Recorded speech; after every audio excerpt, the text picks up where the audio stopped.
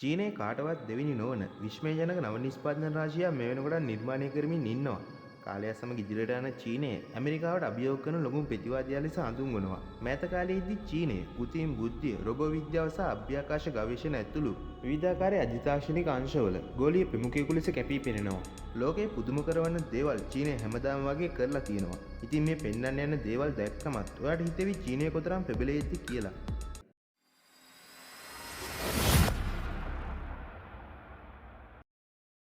පියාඹන motor රථ 1955 දී ආරම්භ කරන ලද රජයට අයත් ගුවන්ෂූ ඔටෝමොබයිල් සමූහ සමාගම දැනට චීනයේ පස්වන විශාලතම මෝටර් රථ නිෂ්පාදකයා වනවා. 2023 ජූනි 26 වන දින මෙම සමාගම විසින් ලෝකයේ පළවෙනි පියාඹන මෝටර් රථ ඉදිරිපත් කරනවා. මේ පියාඹන යානය හඳුන්වන්නේ ග්‍රෝවේ නමින්. මේ මෝටර් රථය තුළ ගමන් කළ හැකි එක්මගියෙකුට පමණයි.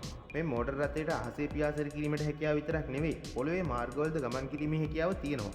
මේ මෝටර් රථය එක දිගට කිලෝමීටර් 200ක දුරක් පියාසර කිරීමට හැකියාව තියෙනවා. මෙම යානයට විදුලි මෝටර 12ක් තියෙනවා. ඒ හැම විදුලි මෝටරයක්ම ක්‍රියාත්මක වෙන්නේ බැටරි මගින්. මේ බැටරි බල ගැනීමට යාලා පාවිච්චි කරන්නේ සූර්ය පැනල්. ඉතින් චීනයේ තාක්ෂණය කොතරම් දියුණුද? අපේ ලංකාවේද මේ වගේ නිර්මාණ කිරීමට දක්ෂයෝ ඕනතරම් ඉන්නවා. හැබැයි එහෙම නිර්මාණ ඉදිරිපත් නොවීමට හේතු වෙලා තියෙන්නේ ශ්‍රී ලංකාවේ ආර්ථිකය තියෙන්නේ ගොඩක් පහළ මට්ටමක. අපේ රටේ ආර්ථිකය ඉහළ නොයෑමට හේතුව ඔයාලා පාලින් කමෙන්ට් එකක් දාන්න. චීනයේ ඉලෙක්ට්‍රික් වාහන සුපිරිගණයේ ඉලෙක්ට්‍රික් මෝටර් රථයක් විදිහට චීනය යන්වන් U8 නමින් හඳුන්වන මෝටර් රථය හඳුන්වා දී තිබෙනවා. මේ විදුලි මෝටර 4ක් හා රෝද 4ම එක එක මෝටර වලින් ක්‍රියාත්මක වෙනවා. මෙම රථයේ විශේෂත්වය වෙන්නේ ගොඩබිමේ වගේම වතුරෙත් ගමන් කිරීමේ හැකියාව තියෙනවා. ගම් වතුරකට හසු වූ විට මෙම රථයේ හදිසි පාලන මාදිලිය ස්වයංක්‍රීයව ක්‍රියාත්මක වෙනවා. එමගින් මෙම මෝටර් රථය වතුර උඩ පාවෙන්න පටන් ගන්නවා. මේකේ එන්ජිම සම්පූර්ණයෙන්ම ආවරණයකින් සීල් වෙනවා. කොහෙත්ම මේ වාහනේ ඇතුළට වතුර බිඳුවක්වත් ලීක් වෙන්නේ නැහැ. මේ මෝටර් රථය සකසලා තියෙන්නේ වාහනේ සම්පූර්ණයෙන්ම වතුරෙන් යට වුණත් වාහනේ ඇතුළතදී හුස්ම ගැනීම පහසු වෙන්නේ. මේ රථයට ජලයේදී පැයට කිලෝමීටර් 3ක වේගයෙන් ගමන් කිරීමේ හැකියාව තියෙනවා.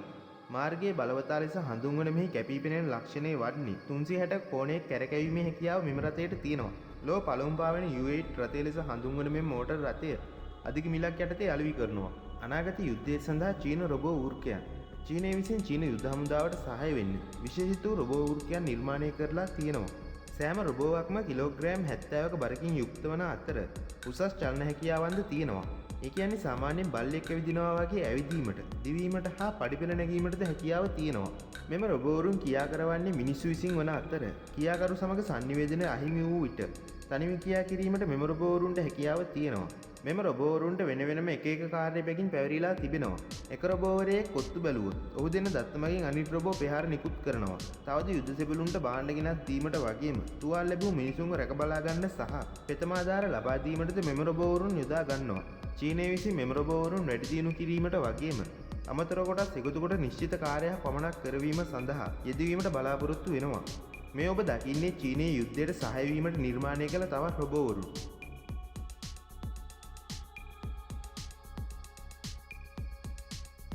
ඉදිකිරීම් වලට රොබෝවරුන් නිර්මාණය. සාම්ප්‍රදායික ඉදිකිරීම් වලට තිත තියන්න චීනය කටයුතු කරලා තියෙනවා. ඒ මේසන් බාස්ලා පින්තරු බාස්ලා වෙනුවට මොවුන් ඉදිකිරීම් කටයුතු වලට නිර්මාණය කරලා තියෙනවා AI තාක්ෂණින් යුත් මැෂින් වර්ග. ඉදිකිරීම් වැඩවලට මිනිස්ත්‍රමය යොදා ගැනීමට ඉදිරියේදී චීනය බලාපොරොත්තු වෙන්නේ නැහැ. ඔවුන් පවසන්නේ මේ යන්ත්‍රවලට වැටුප්, මහන්සි නිවන්න, ආහාර ලබා ගන්න වගේ දේවල් අවශ්‍ය නොවන නිසා. ඉතා කෙටි කාලයකින් විශාල වැඩ ප්‍රමාණයක් කර ගැනීමට හැකියාව තියෙනවා කියලයි. මිනිස්සුන්ට වඩා 160ක ප්‍රමාණයකින් වැඩ කිරීමට මේ යන්ත්‍රවලට හැකියාව තියෙනවා. නිවාස ඉදිකිරීම සඳහා දැනටමත් මෙම යන්ත්‍ර යොදාගෙන තියෙනවා.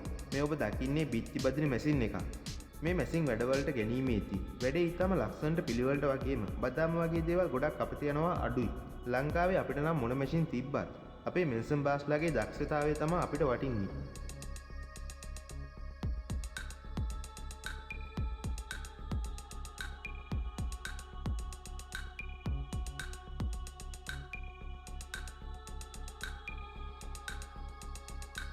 ඉතින් මේ ඔයාලා දකින්නේ චීනයේ තාක්ෂණය ඉස්මතු කරන තවත් මෙවලම් කීපයක්.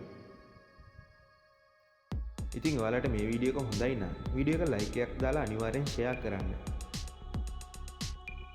channel එකට අලුත් කෙනෙක් ඉන්නවා නම් channel එක subscribe කරලා අපිත් එක්ක දිගටම රැඳී සිටින්න. ඉතින් මේ වගේ තවත් අලුත් වීඩියෝ එකක් අරගෙන එනකම් ඔයාලට සුබ දවසක්.